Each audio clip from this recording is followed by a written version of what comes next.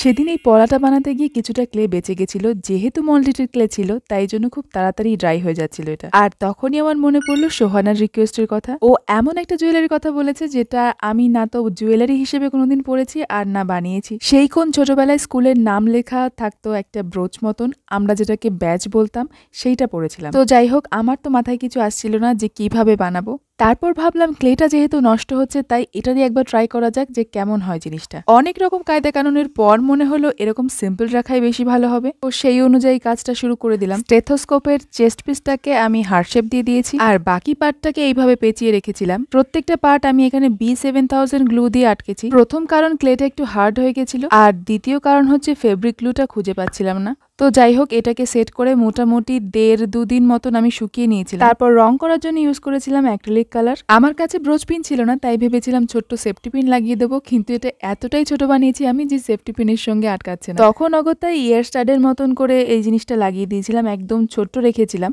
আর eraser নিয়েছিলাম এটা আটকানোর জন্য, যদিও হট গ্লু এর স্টিক কিন্তু বেশি ভালো হবে এর জন্য। এখন আমার মনে একটা সন্দেহ ঢুকেছে যে এই জিনিসটার ভেতরে তো আমি তার দিইনি, প্লাস এতটা সূক্ষ্ম হয়েছে, ভেঙে যাবে না তো?